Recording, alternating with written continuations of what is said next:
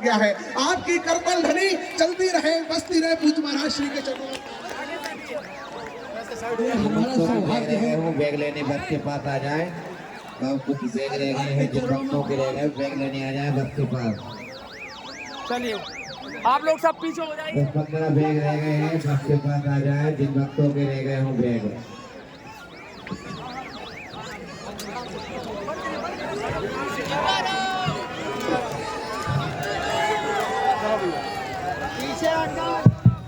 सीताराम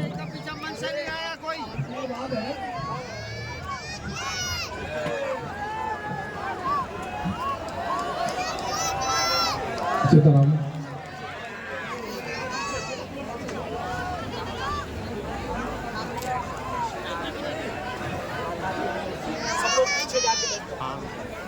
ऋषि शुक्ला जी वहाँ भी हो मंच के पास ना आए कोई भी।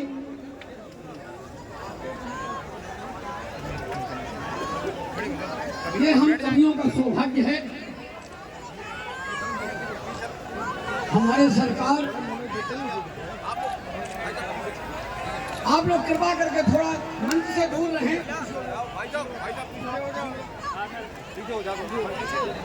नहीं कोई माला पहनाने मंच पे नहीं आएगा। मुंह से प्रणाम करिए भैया, ये माला पहनाने मंच पे मत आए लोग। अरे भाई साहब पीछे चलो यार, थोड़ा पीछे पीछे पीछे। कृपा करके आप लोग बैठ जाइए, सब लोग सामने खड़े हो गए।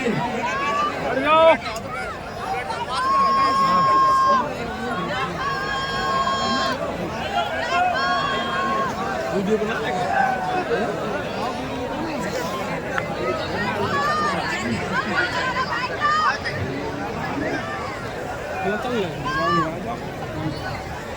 है आपसे। ये जो वाणी पुत्र यहाँ आए हैं, बस एक एक स्मृति चंद्र को देन का आशीर्वाद दें। मैंने पाठ शुरू करा दिया था, लेकिन ये सब जो आए हैं आपका आशीर्वाद लेना चाहते हैं। आपके चरणों में हाँ बिल्कुल ठीक, ये तो आपको भी हो रहा है।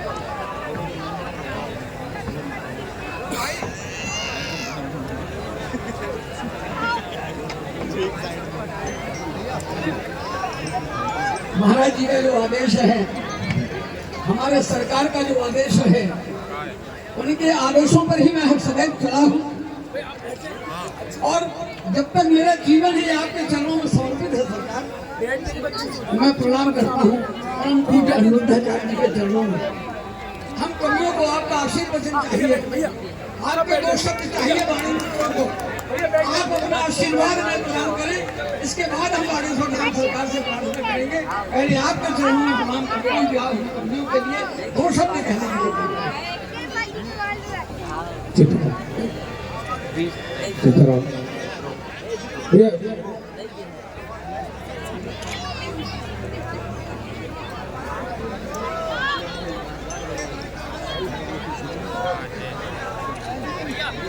सब लोग बैठ जाएंगे। बिना बात रहे पहले आप बैठ जाए। जो हमारे पत्रकार बंधु हैं, जो हमारे सोशल मीडिया की टीम है, उनसे बिना बात रहे हैं आप हमारे स्थान पर विराजमान हो जाएं। तो इससे भी जो पीछे जो भक्त बैठे हैं वो काफी समय से इंतजार कर रहे हैं गुरु भगवान के दर्शन के लिए, उनको अच्छे से दर्शन हो पाए। प्लीज बैठे भैया, प्लीज बैठे। कुछ सेवादार आ जाए, थोड़ा व्यवस्था बना दें, पुलिस प्रशासन आ जाए। सभी हमारे जो भाई हैं, भाई बंधु हैं, हमारे बीच में आप देख रहे हैं कि संत भगवान पधार चुके हैं। और ऐसा लग रहा है कि आज नवमा की पावन धरा में संत भगवान पूरे भारतवर्ष से पधारे हैं। और हमारे बीच में पूज्य मराठी संप्रदाय महाराज जी भी हैं, हरिद्वार से पधारे महाराज जी भी हैं। और वृंदावन धाम से भी आप सभी जानते हैं पूज्य महाराज सिंह जी विराजमान है। पहले हम सभी ऐसे वचन सुन के लिए सत्यनारायण महाराज जी के आशीर्वाद आगे की ओर चलेंगे। जय श्री राम। बोलिए रामनगर सरकार की जय, बालाजी सरकार की जय। परम पूज्य बागेश्वर धाम सरकार के श्री चरणों में प्रणाम। श्री अनिरुद्धाचार्य महंत जी के श्री चरणों में प्रणाम। श्री हमारे हनुमानगढ़ी के महंत राजू दास जी महाराज के श्री चरणों में प्रणाम। और मंच पर विराजमान सभी संतों के श्री चरणों में प्रणाम। बुंदेलखंड वो भूमि है जहां से हमेशा क्रांति उठी है। 1857 की क्रांति, वीरांगना रानी लक्ष्मीबाई, वो देश आजाद हुआ था। आज सनातन की क्रांति हमारे परम पूज्य बागेश्वर सरकार के शंखनाद से संपूर्ण भारत और विश्व में उठी है।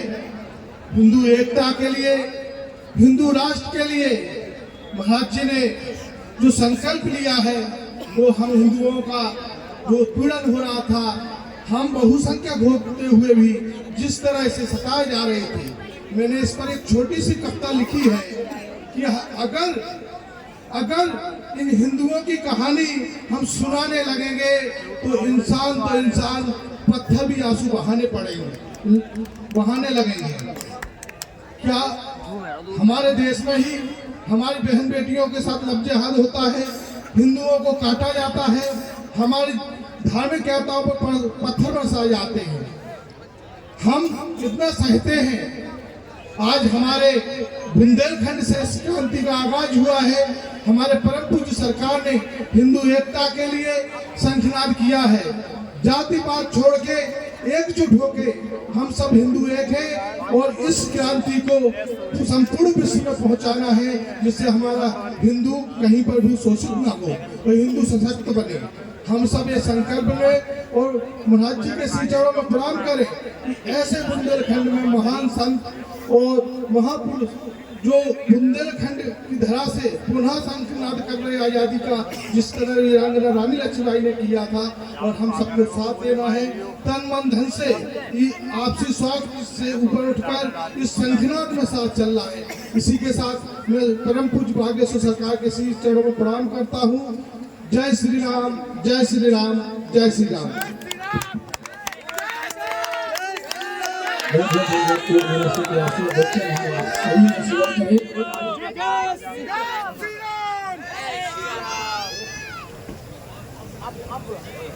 हमारे बीच में आज सनातन हिंदू एकता पद यात्रा का आज तृतीय पड़ाव जो है आज विराम हुआ।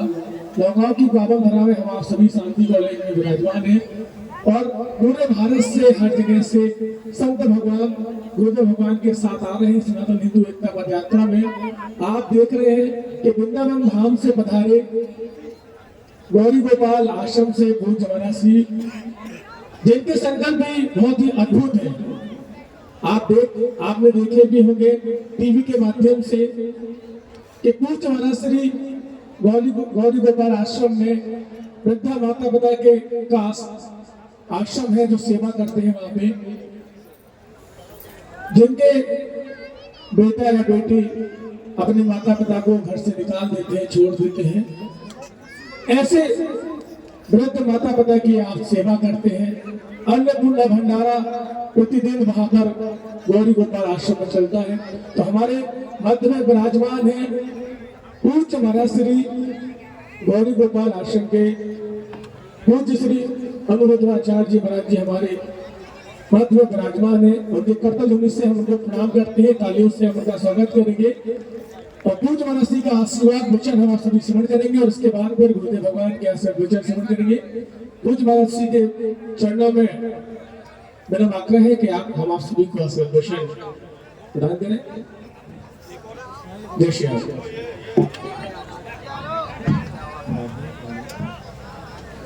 बोलिए भक्तवत्सल भगवान की, पूज्य बागेश्वर धाम की, बालाजी सरकार की, श्री गौरी गोपाल भगवान की, श्री वृंदावन बिहारी लाल की, पूज्य महाराज जी की। भगवान की कृपा से संतों के चरणों में दास अनिरुद्ध का कोटि कोटि नमन, आचार्य जनों के चरणों में दास का कोटि कोटि नमन और सभी जनता जनार्दन को दास अनिरुद्ध का कोटि कोटि प्रणाम नमस्कार। सबको जय श्रीमन नारायण, जय श्री कृष्ण। सभी उपस्थित कवियों को प्रणाम, आपकी वाणी को प्रणाम, सरस्वती माँ जो आपके भीतर विराजी हैं उनको प्रणाम, भगवान राम को प्रणाम, आप सभी की उपस्थिति। आज जो ये यात्रा आप देख रहे हैं, यह यात्रा इस आज़ाद हिंदुस्तान के बाद, आज़ाद भारत के बाद ये पहली इस तरह की यात्रा है।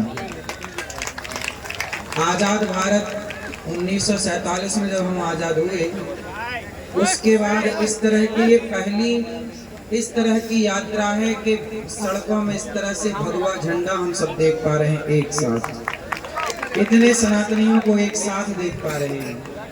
देखिए, अभी तक हम लोगों ने सुना था कि हिंदू सो रहा है, अभी तक हम लोग सुनते आए हैं कि हिंदू सो रहा है, कब जागेगा कब जागेगा। लेकिन अब हमें लग रहा है कि हिंदू अब नहीं सो रहा है, अब हिंदू देखो जाग रहा है, जाग के सड़कों में आकर के अपने अधिकार की बात कह रहा है। अभी तक क्या हुआ कि हम लोग अपने अधिकार की बातें कह ना पाए, अपने अधिकार की लड़ाई लड़ ना पाए, हम बटे थे। और इस बंटवारे में आपको पता है हम कितने वर्षों तक गुलाम रहे अंग्रेजों के और मुगलों के? कितने वर्षों तक गुलाम रहे? 500 साल तो मुगलों की गुलामी की, 200 साल अंग्रेजों की गुलामी की, टोटल हम 700 साल तक बटे रहे और गुलाम रहे। जानते हो क्यों गुलाम रहे?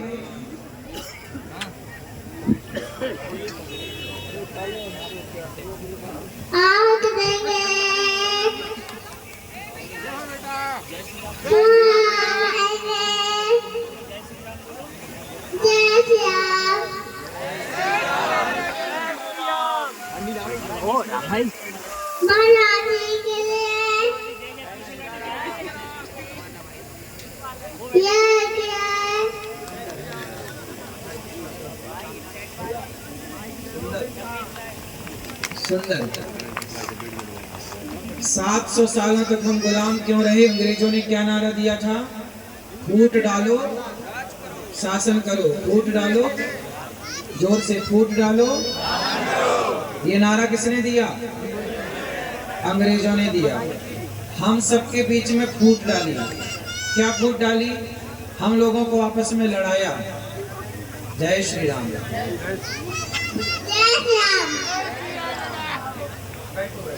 बच्चे को बैठा। तो हम फूट डालो शासन करो की राजनीति पे उलझे रहे, हम आपस में लड़ते रहे। हमने आपको पहले भी बताया है, पूज्य महाराज जी के द्वारा जो कन्याओं का विवाह हर वर्ष होता है, उस कन्याओं के विवाह में जब हम 2 वर्ष पहले पिछले वर्ष जब आए थे, तो महाराज जी के सामने ही, महाराज जी के साथ ही ये दास अनिरुद्ध ने कहा था, आपको याद होगा, हम कितने भाई हैं? 4 भाई हैं, ब्राह्मण, क्षत्रिय, वैश्य और। अच्छा एक बात बताओ, पूज्य महाराज जी कह रहे हैं कि हिंदू राष्ट्र बनाओ, सरकार को निवेदन कर रहे हैं, आप सब सम्मिलित हैं यात्रा में। ये दास अनिरुद्ध भी आज यात्रा में सम्मिलित हुआ और हमें अच्छा लगा आप सबका दर्शन करके। अच्छा सोचो, सारा हिंदू समाज, सारा भारत चाहता है कि हिंदू राष्ट्र बने। आप में से कितने लोग चाहते हैं कि हिंदू राष्ट्र बने? अच्छा ये बताओ, महाराज जी जो काम पूज्य बागेश्वर धाम सरकार जो कार्य कर रहे हैं, इस कार्य में हम सभी भारतवासियों को एकजुट होकर के एक मंच में खड़े होकर हिंदू राष्ट्र की मांग करनी चाहिए कि नहीं करनी चाहिए? अब हम विभाजित ना रहें, अब हम संगठित हो जाएं। कोई व्यक्ति चल रहा है तो हम या तो संग चलें, या फिर हम साथ में शारीरिक नहीं चल पा रहे हैं तो घर बैठे ही समर्थन करें। यदि आप सनातन को मजबूत करना चाहते हैं तो कुछ बातें ध्यान से सुनिए। एक तो पक्ष ये है कि देश हिंदू राष्ट्र बने। थोड़ी देर के लिए इमेजिन करो, सोचो, यदि ये भारत हिंदू राष्ट्र नहीं बना, थोड़ी देर के लिए सोचो, यदि ये भारत हिंदू राष्ट्र नहीं बना, और थोड़ी देर के लिए सोच लो कि आज दक्षिण भारत में आप जाओ तो इसी भारत में हमारे हिंदू अल्पसंख्यक हो गए कि नहीं? हाँ या ना? बहुत सारे राज्यों में हिंदू कम हो गए और अन्य लोगों की, विधर्मियों की संख्या ज्यादा हो गई। एक छोटी सी कल्पना करो, जरा सोचो कि यदि ये भारत मुस्लिम राष्ट्र बन जाए, यदि ये भारत हिंदू राष्ट्र हम चाह रहे हैं कि बने, यदि हिंदू राष्ट्र के लिए हिंदुओं ने समर्थन नहीं दिया, यदि हिंदू खड़े नहीं भये, और जरा सोचो कि यदि ये देश मुस्लिम राष्ट्र बन गया, तो मुझे एक प्रश्न का उत्तर देना। यदि ये देश मुस्लिम राष्ट्र बना, यदि इस देश में मुसलमानों की संख्या बढ़ी, तो जानते हो क्या होगा? क्या इस देश में आपकी बहन बेटियां, क्या आप इस देश में यदि ये मुस्लिम राष्ट्र बनता है, मुसलमानों की संख्या बढ़ती है, तो क्या इस देश में आप सुरक्षित रह पाओगे? अच्छा, क्या फिर इस देश में सिख लोग सुरक्षित रह पाएंगे? उत्तर दो। क्या इस देश में जैन लोग सुरक्षित रह पाएंगे? अब जैन कहें, सिख कहें कि जी हम हिंदू राष्ट्र में हम सहयोग क्यों करें, क्योंकि आप तो हिंदू राष्ट्र की बात कर रहे हैं। अब जैन लोग कहें कि जी हम आपका समर्थन क्यों करें, सिख कहें जी हम आपका समर्थन क्यों करें, हमारे बौद्ध लोग कहें कि जी हम समर्थन क्यों करें, क्योंकि हम तो बौद्ध धर्मावलंबी हैं, आप तो हिंदू राष्ट्र की मांग कर रहे हैं। तो जैन कहे, सिख कहे और बौद्ध कहे कि हम आपका समर्थन क्यों करें। तो मैं उन लोगों के लिए एक बात बताऊं, कभी ये सवाल कोई आपसे करे तो आप उत्तर दे पाएं। इसके लिए हिंदू राष्ट्र मतलब है सनातन राष्ट्र। हिंदू राष्ट्र का मतलब है सनातन राष्ट्र, और ये सभी लोग सनातनी हैं, चाहे वो सिख हो, चाहे वो जैन हो, चाहे वो बौद्ध हो। अब यहाँ एक छोटी सी बात जो मैंने कही, उसकी जरा बात समझो। यदि जैन कहते हैं कि हम आपका समर्थन क्यों करेंगे, क्योंकि आप तो सनातन राष्ट्र बनाना चाहते हैं, हिंदू राष्ट्र बनाना चाहते हैं, तो उन जैन भाइयों से पूछना, उन सिख भाइयों से पूछना, उन बौद्ध भाइयों से पूछना कि यदि ये भारत मुसलमानों के कब्जे में आया और ये मुस्लिम राष्ट्र रहा, तो बताओ क्या ये मुसलमान फिर सिखों को रहने देंगे? क्या ये मुसलमान जैनों को रहने देंगे? क्या जैनों की और सिखों की बहन बेटियां सुरक्षित रहेंगी? क्या बौद्ध सुरक्षित रहेंगे?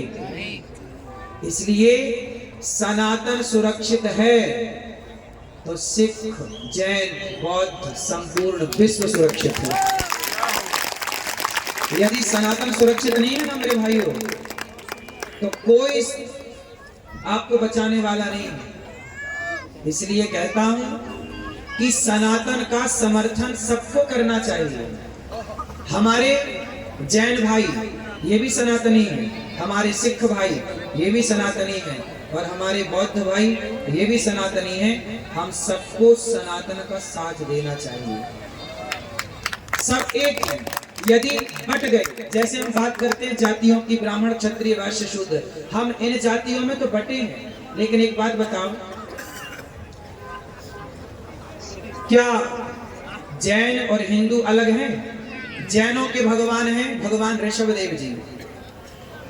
24 तीर्थंकर में एक तीर्थंकर भगवान ऋषभदेव जी, हाँ या ना? अब ये बताओ कि जैन ऋषभदेव जी को मानते हैं, और हम लोग 24 अवतारों में एक अवतार हम लोग भगवान ऋषभदेव जी को मानते हैं। हमारे 24 अवतारों में भी एक अवतार कौन है? भगवान ऋषभदेव जी। तो जैन और हिंदू, जैन और हम सनातनी, हम दोनों की विचारधारा एक है कि नहीं? माना कि मत अलग अलग हो सकते हैं, विचारधाराएं अलग अलग हो सकती हैं, पर हम हैं तो एक ना। इसलिए मैं जब बात करूं सनातन की, मैं जब बात करूं सनातन धर्म की, मैं जब बात करूं हिंदू राष्ट्र की और सनातन राष्ट्र की, यदि कोई आपको कहे कि जी हिंदू राष्ट्र बन रहा है, हम क्यों नहीं, ये सनातन राष्ट्र है। हिंदू राष्ट्र मतलब सनातन राष्ट्र, और सनातन राष्ट्र बनेगा, हम सुरक्षित रहेंगे। सनातन कहते हैं ना कि नींव यदि बचेगी, नींव मजबूत है तो इमारत टिकी रहेगी, कितना भी तूफान और कितना भी भूकंप आए। नींव कमजोर है, इमारत कितनी सुंदर है तो ढह जाएगी, गिर जाएगी। तो इस दुनिया की नींव सनातन ही है। सनातन सुरक्षित है तो सब सुरक्षित है। यदि सनातन हिला तो सब हिल जाएंगे, फिर कौन बचेगा? सवाल पूछिएगा आप कि क्या मुसलमान बाहुल्य यदि ये राष्ट्र हुआ तो क्या रहने देंगे वो किसी को? एक छोटा सा मैं एग्जांपल देता हूं आपको। पृथ्वीराज चौहान का नाम तो सुना होगा। पृथ्वीराज चौहान इतने बढ़िया राजा थे, इतने अच्छे योद्धा थे कि उन्होंने मोहम्मद गौरी को कई बार पराजित किया। इतिहास पढ़ा होगा आप लोगों ने। लेकिन क्या हुआ, जब पृथ्वीराज चौहान का विवाह हुआ संयोक्ता के साथ, तो संयोक्ता के पिता थे, जानते हो संयोक्ता के पिता का नाम क्या था? जयचंद। जयचंद को ना गुस्सा आई कि मेरी बेटी से इसने ब्याह क्यों कर लिया। देखिए आपस का द्वेष, आपस की नफरत, यदि हम आपस में लड़ बैठेंगे तो देश को कौन संभालेगा? कोई भी बाहर वाला अपने घर से हमें निकालेगा। दीवानों जरा होश करो मेरे देश प्रेमियों, आपस में प्रेम करो देश प्रेमियों। देखो जरा, पृथ्वीराज चौहान इतने अच्छे राजा थे, मोहम्मद गौरी भारत का दुश्मन था, उसको पराजित भी किया। लेकिन जयचंद ने जाकर के मोहम्मद गौरी से हाथ मिला लिया और मोहम्मद गौरी से बोला कि एक काम करो, हमारी सेना और तुम्हारी सेना मिल करके अपन पृथ्वीराज को हराते हैं। लेकिन शर्त रखा जयचंद ने कि एक काम करना कि आप दिल्ली के, आप सारा खजाना तो आप ले जाना, सोना पृथ्वीराज का तुम लूट लेना, लेकिन दिल्ली की जो गद्दी है वो मुझे दे देना।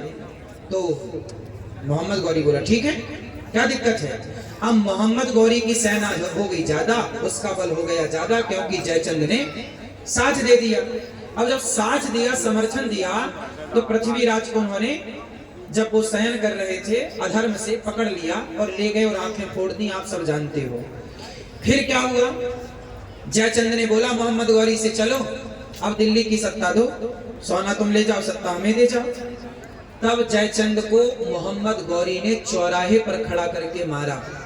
उस जयचंद को कहा मोहम्मद गौरी ने कि मूर्ख, जब तू अपने देश के लोगों का सगा ना हो सका, जब तू अपने सगे दामाद का सगा ना हो सका, तो तू मोहम्मद गौरी का सगा होगा। जयचंद को मार दिया, तू गद्दार है। एक बात बताऊं, इस सनातन यात्रा में ना, जो ये यात्रा निकल रही है, हम सबको इस यात्रा से जुड़ना चाहिए और इस अच्छी यात्रा का समर्थन करना चाहिए। वरना जयचंद जैसे लोग समाज में जो मोहम्मद गौरी का साथ देते हैं, तो मोहम्मद गौरी साथ लेके जीत तो जाएगा, लेकिन तुम्हें छोड़ेगा नहीं। इसलिए सनातनियों, सनातन का साथ देना, धोखे से भी किसी और का साथ मत देना, क्योंकि तुम्हारी यार में वो हमें तो पराजित कर देंगे, लेकिन तुम्हें भी नहीं छोड़ेंगे। ये बात हर उस जैन भाई के लिए है, हर उस सिख भाई के लिए है, हर उस बौद्ध के लिए है, जो सोचते हैं कि आप तो सनातन यात्रा निकाल रहे हैं, हमारा क्या लाभ है। तो मैं चाहूंगा कि भारत का प्रत्येक सिख हो, जैन हो या बौद्ध हो, प्रत्येक व्यक्ति को आकर इस सनातन यात्रा का साथ देना चाहिए और अपनी रक्षा करनी चाहिए। ये हिंदुओं की यात्रा ही है, ऐसा नहीं, सबकी यात्रा है। क्यों जी, बात सही है। अब ये बताओ, हम जातियों में बट गए, ब्राह्मण बट गया, क्षत्रिय बट गए, वैश्य बट गए, शूद्र बट गए। हमने कई बार कथा में कहा, वेद मंत्र इसका प्रमाण है। बताओ, ब्राह्मण, क्षत्रिय, वैश्य, शूद्र, इन चारों के पिता कौन है? चारों का बाप कौन है?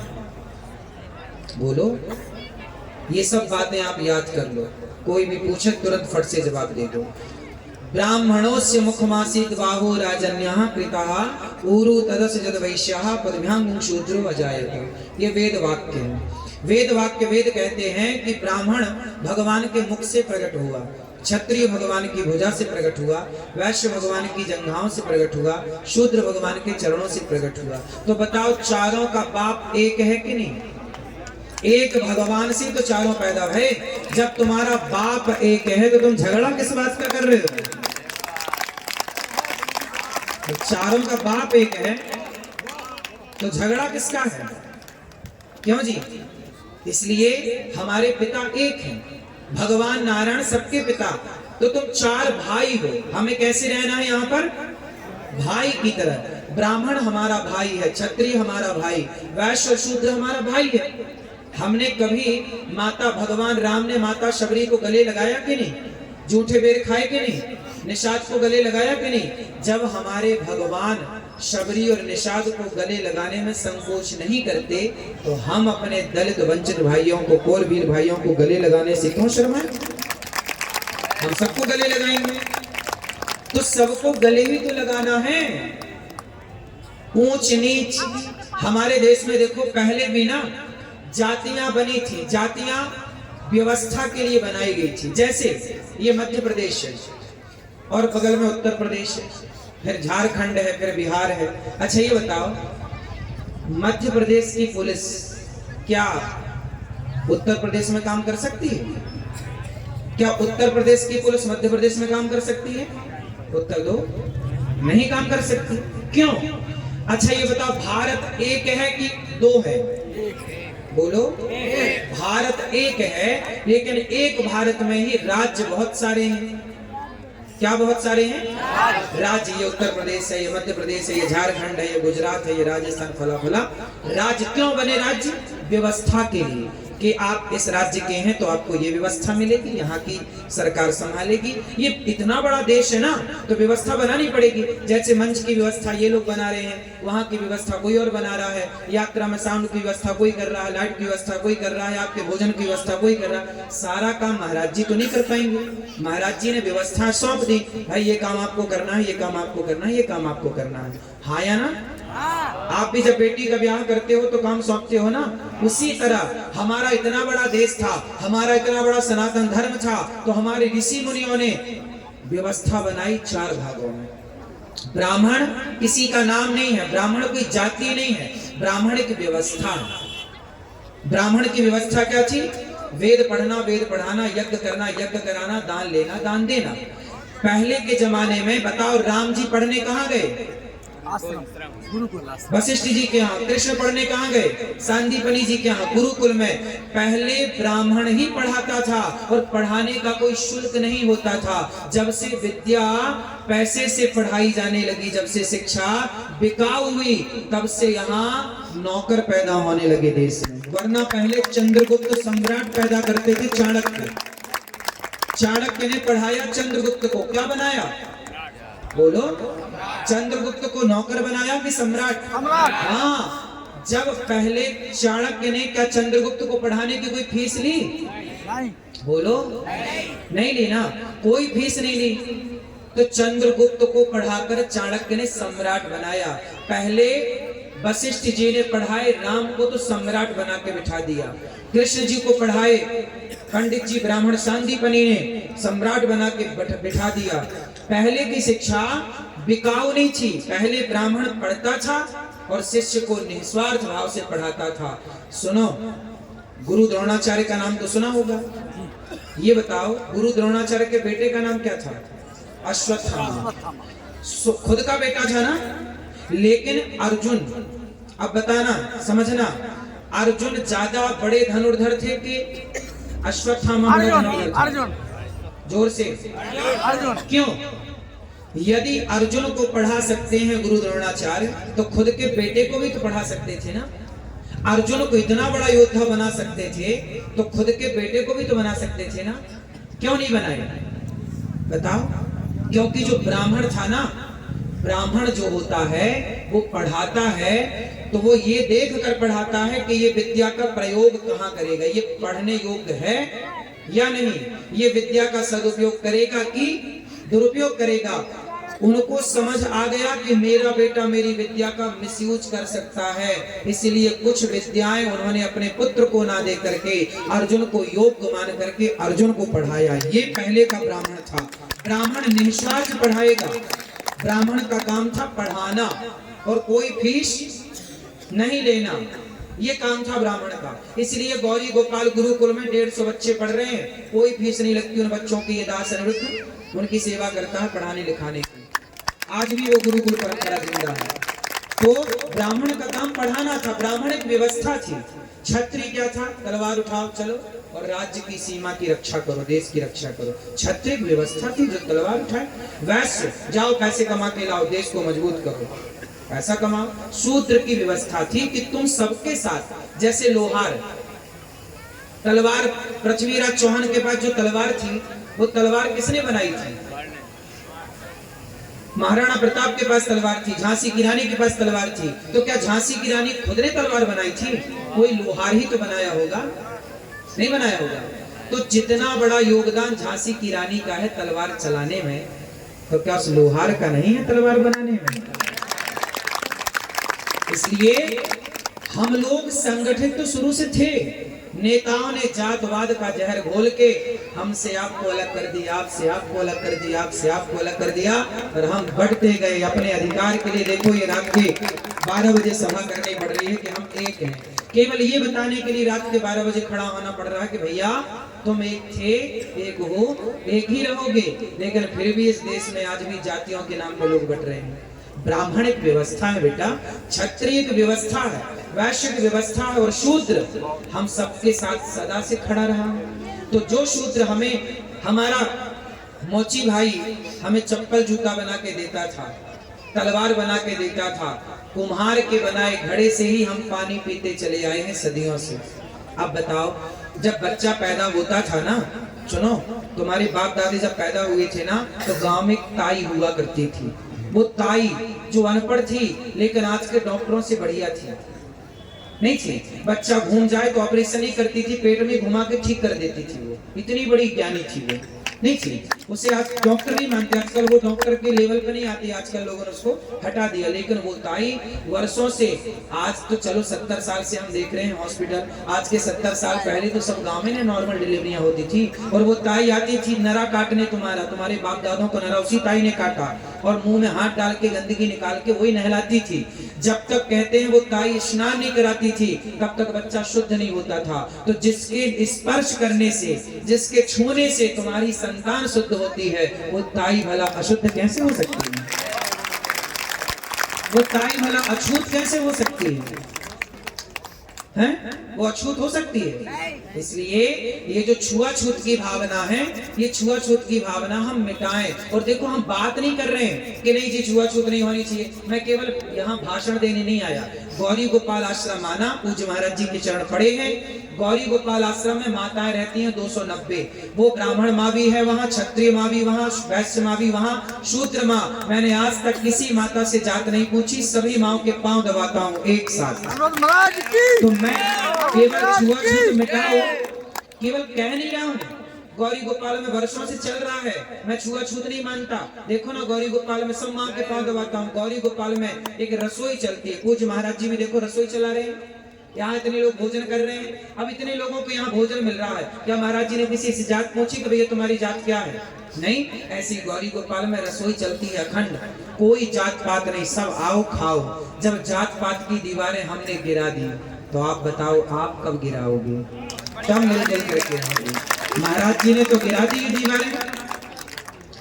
जातियों को व्यवस्था के रूप में स्वीकार करना है, छुआछूत के रूप में स्वीकार नहीं करना। ये एक व्यवस्था थी। आप कितने लोग बात से सहमत हैं कि ये व्यवस्था थी? ये ऊंच नीच छुआछूत मैंने तो कभी अपने पूरे जीवन में, मैंने सबके साथ में बैठता हूँ, मैं आपके साथ बैठता हूँ, आपके साथ बैठता हूँ, मैं कभी जात पूछ के नहीं बैठता कि भैया तेरी जात क्या है। सबको गले लगाने में बुराई क्या है? राह में आए जो दीन दुखी सबको गले से लगाते, और प्रेम की गंगा। तो भैया ये बताओ, आज से 23 घंटे आप काम करो परिवार के लिए, पैसे कमाओ बिंदास, खूब पैसा कमाना चाहिए। पैसा कमाओगे ना तो ताकत होगी। पैसा है ना तो आपसे लोग राम राम करते हैं, पैसा नहीं है तो लोग राम राम भी। इसलिए आपके पास पैसा होना चाहिए मेरे दोस्तों, खूब पैसा कमाना। लेकिन एक छोटी सी बात याद रखना, 23 घंटे काम करना, पत्नी को समय देना, पति को समय देना, बच्चों को समय देना, माँ को, पिता को, समाज को, दोस्तों को समय देना। 23 घंटे खूब व्यापार को समय दो, बिजनेस को समय दो, काम को समय दो। 23 घंटे खूब काम करो, परिवार व्यापार संभालो, और 1 घंटा निकालो कि उस 1 घंटे में जाकर के उन गांव के, उन जंगलों के दलितों के पास, वंचितों के पास, शोषितों के पास जाकर बैठोगे और धर्म की बात करोगे, ताकि वो धर्मांतरण ना कर लें। आप बताइए, आज हमारे देश में क्या धर्मांतरण नहीं हो रहा है? हो रहा है। क्यों हो रहा है? क्योंकि हम लोग उन लोगों से मिलना जुलना छोड़ दिए जो गांव के ना जंगल के कोल भील है, आदिवासी हैं, उन लोगों से हम लोग मिलते नहीं हैं। उनको कोई आटा की जरूरत है, दाल की जरूरत है, बेटी का ब्याह नहीं हो पा रहा है, तो भैया आप सबसे प्रार्थना है तुम गांव के लोग थोड़ा पैसा इकट्ठा कर लो चंदा, और वो गरीब है तो उसकी बेटी का ब्याह करा दो। खाने को रोटी नहीं है, थोड़ा आटा की व्यवस्था करा दो, थोड़ा चावल की व्यवस्था कर दो। यदि तुम हिंदुओं के साथ खड़े रहे ना तो क्या मजाल के हिंदुओं को कोई बरगला के ले जाए अपने धर्म की ओर। यदि आपने साथ दिया तो किसी आज पादरी आता है और जाके हिंदुओं का धर्मांतरण करा देता है। जहां मंदिर थे वहां आज वो बन गई क्रॉस, क्या बोलते हैं उसको, चर्च बन गई। क्यों बन गई भैया? आज हम लोगों ने जाना आना छोड़ दिया, मिलना जुलना छोड़ दिया। सारा समय हम मोबाइल पर रहते हैं, रील पर रहते हैं, फेसबुक व्हाट्सएप इंस्टाग्राम पर रहते हैं। भैया समझो, ये महाराज जी पैदल चल रहे हैं, छाले पड़ गए, देखिए क्यों चल रहे हैं। अभी मैंने के साथ चला लगभग 1-2 किलोमीटर जो भी चला, तो मैंने देखा कि महाराज जी कितने बढ़िया हैं कि दूर खड़ी कोई बहन ना, दूर खड़ा कोई दादा, दूर खड़ा कोई बच्चा, उसे भी ये देख लेते हैं और बुला लेते हैं, आओ यहाँ। जो लोग इनसे नहीं मिल सकते थे इस यात्रा में, जैसे भगवान राम राजा बनने के पहले 14 साल वनवास गए और वनवास में शबरी तक पहुंच गए, निषाद तक पहुंच गए और बंदर भालुओं तक पहुंच गए, तब जाके राम जी राजा बने। ऐसे महाराज जी निकल करके सब तक पहुंच रहे हैं कि कोई न छूटे। ये एक अच्छा संकेत है, ये एक अच्छा, बोलो, अच्छा संकेत है। ऐसा ही होना चाहिए। हम लोगों को गांव-गांव जाना चाहिए, घर घर जाना चाहिए। आप सब लोग भी इस यात्रा 9 दिन की यात्रा पूरी करके जब घर जाएं तो संकल्प लें, आपके गांव के आसपास आपको पता तो होगा ना कि इस आदमी ने धर्मांतरण कर लिया है, उसके पास जाके बैठो, गीता ले जाओ। भैया तुम्हें क्या दिक्कत थी सनातन धर्म से? तुमने, हमारे यहाँ शिवाजी के बेटे हुए हैं संभाजी, क्या नाम था? संभाजी के बारे में जरा गूगल में सर्च कर लेना, अभी रात को या कल पता चल जाएगा। संभाजी ने खूब युद्ध जीते, लेकिन एक बार मुगलों ने धोखे से पकड़ लिया। ये मुगलों ने धोखा बहुत किया, हम ईमानदारी से चलते रहे, पीठ से अब पीठ में आके वार कर दिया। अब क्या करें, हम आपकी तरफ देख रहे, कोई पीठ में मार दे तो मर ही जाएंगे। ये छाती पे प्रहार करे कब है? ये तो पीछे से खंजर भौंके है ना। तो संभाजी को इन्होंने पकड़ लिया, और संभाजी के बारे में जब मैंने पढ़ा, और आप पढ़ोगे ना रो पढ़ोगे, तुम्हारी आंखों में आंसू आएंगे। संभाजी के नाखून पकड़ के उन्होंने चिमटी से बड़े जो होता है लोहे की, पकड़ के खींच लिया, नाखून उखड़ गया, और उस उखड़े नाखून में गरम गरम पानी डाला मुगलों ने। सोचो, फिर सरिया जलता हुआ लाए, यहाँ धसाया, और जब घाव हुआ तो नमक डाल करके घिस दिया, ऐसे ऐसे। संभाजी लगभग 39 दिन तक इस तरह से तड़पाया। उंगली काट दी एक, आज एक उंगली काटी, कल फिर ये पंजा काट दिया, फिर ये काट दिया। तो सोचो कितना कष्ट। और क्यों संभाजी की गर्दन में तलवार रखी? सुनो, धर्मांतरण कर लो तो मुगल हो जाओ, तो मुसलमान बन जाओ, हम तुम्हें छोड़ देंगे। संभाजी बोले मारोगे और क्या करोगे? स्वधर्मे निधनम श्रेयः पर धर्मो भयावह। गीता में लिखा है कि अपने धर्म में रह के मर जाना अच्छा है, पर अपने धर्म का परित्याग करना अच्छा नहीं है। इसका उदाहरण संभाजी महाराज है। मर गए, शरीर के टुकड़े टुकड़े हो गए। अरे गुरु गोविंद सिंह जी के बच्चों के बारे में नहीं सुना? 2 बच्चों को, 2 तो शहीद हो गए थे, और 2 बच्चों को दीवार में चुनवा दिया। एक 5 साल का छोरा, एक 7 साल का बच्चा। क्यों, यही उम्र थी लगभग? 7 साल के बच्चा कितना बड़ा होता भैया? 7 साल का बच्चा, 7 साल के बच्चे को जिंदा दीवार में चिनवा दिया, दीवार खड़ी कर दी आगे पीछे से, जिंदा बच्चों को दीवार। सोचिए क्यों? बच्चों से कहा तलवार रख के गर्दन में, धर्म बदल लो। 5 साल का बच्चा बोला मार दो, मर जाएंगे, और धर्म परिवर्तन नहीं करेंगे। क्या खून था, क्या जज्बा था, क्या प्रेम था अपने धर्म से।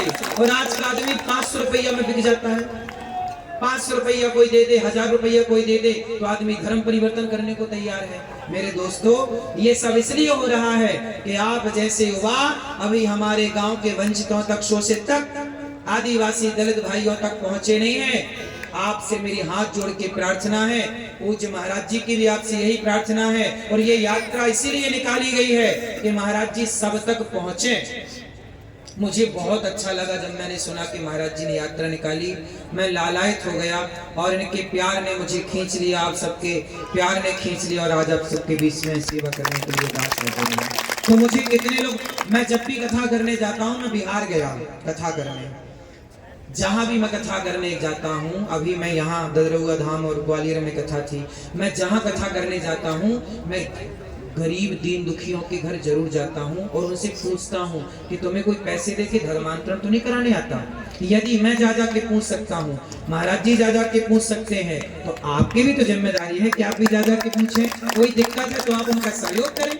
अपने दोस्त, जैसे शराब पीने के लिए तुम लोग सहयोग कर लेते हो ना, यार जरा 100 मिलाओ, 100 मिला, एक पौवा ले आते हैं, पी लेते हैं। यदि शराब के लिए तुम सहयोग कर सकते हो, तो किसी हिंदू ने जो धर्मांतरण कर लिया है, यदि तुम्हारे 1000-2000 की मदद कर देने से वो घर वापसी कर रहा है, तो भैया मदद करना सही है कि गलत है?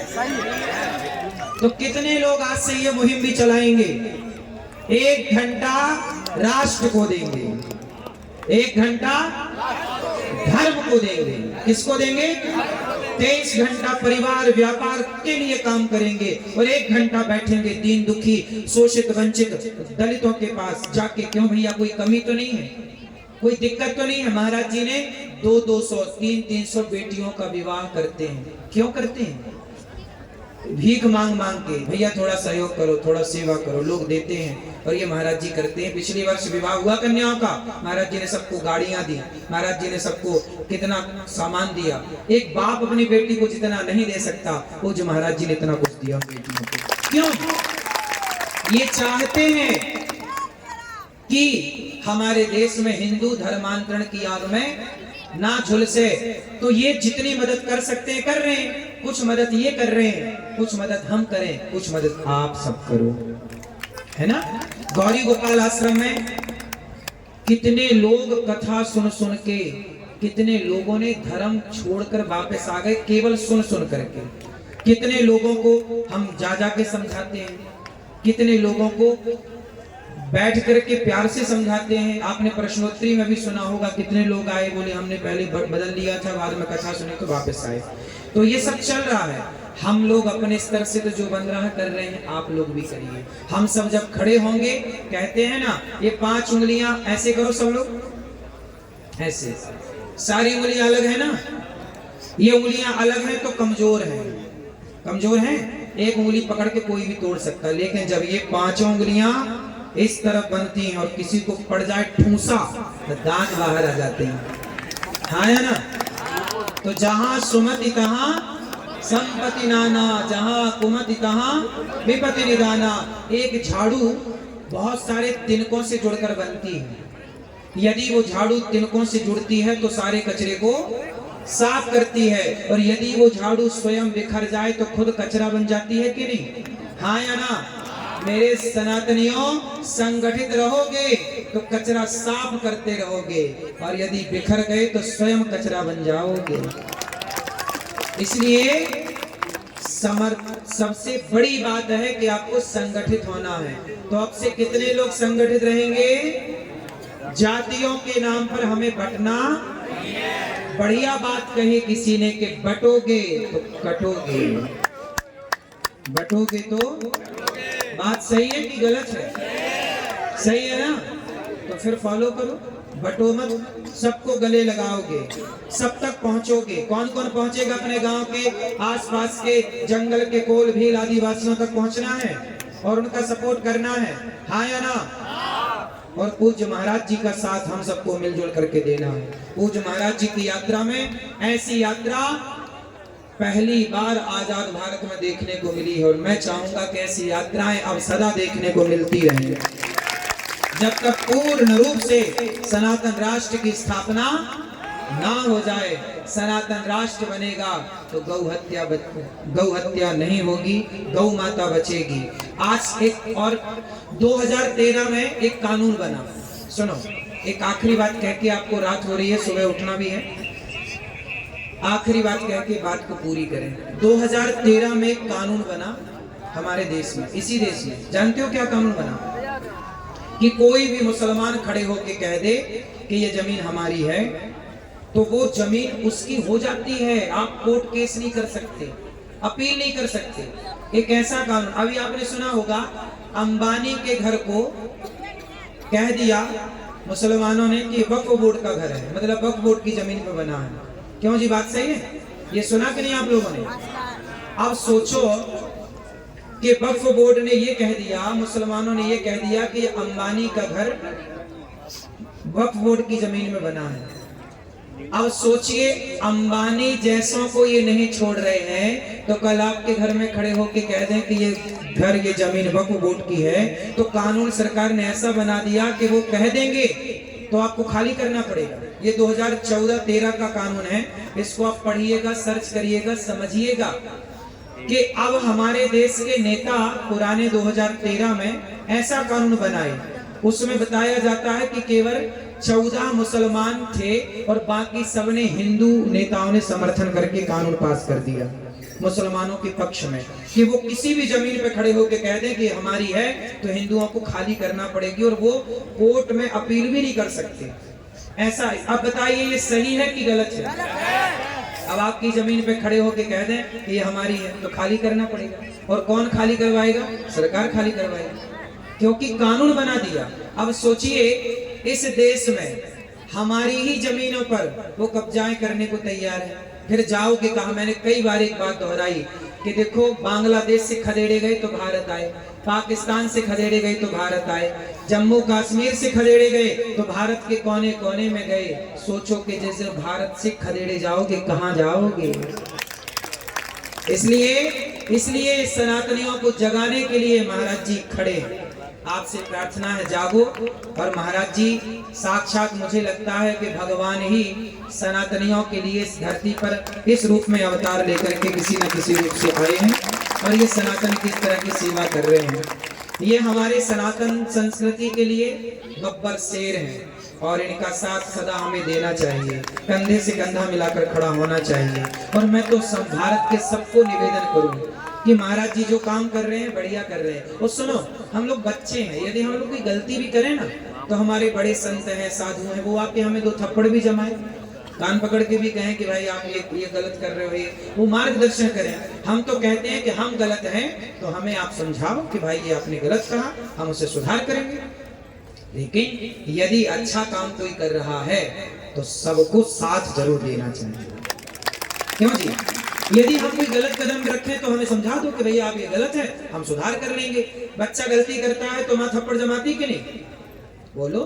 तो मैं भारत के तमाम साधु संतों से, तमाम बुद्धिजीवियों से, तमाम लोगों से प्रार्थना करूंगा इस यात्रा में आकर के अपना समर्थन दें और सनातन धर्म के लिए कंधे से कंधा मिलाकर चलने की जरूरत है, आगे बढ़ने की जरूरत है। तब एक अच्छे राष्ट्र का निर्माण होगा, तब एक अच्छे भारत का निर्माण होगा। बोलिए भारत माता की, भारत माता की, बागेश्वर धाम की, बागेश्वर धाम की, गौरी गोपाल भगवान की, गौरी गोपाल भगवान की।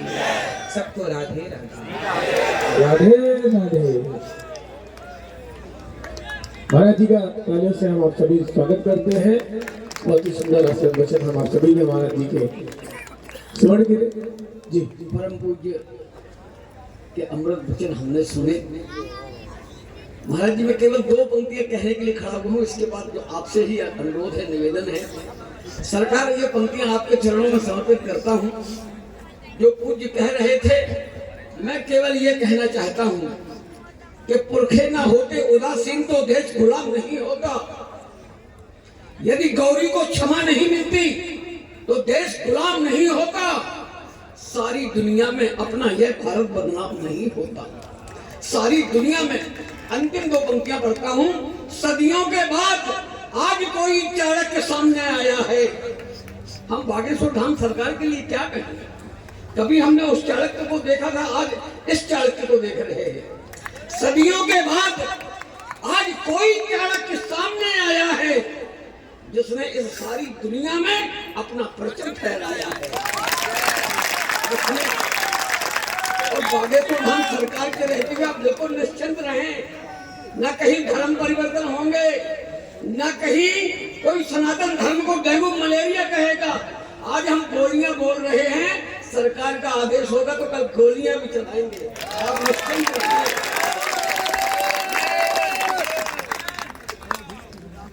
चलिए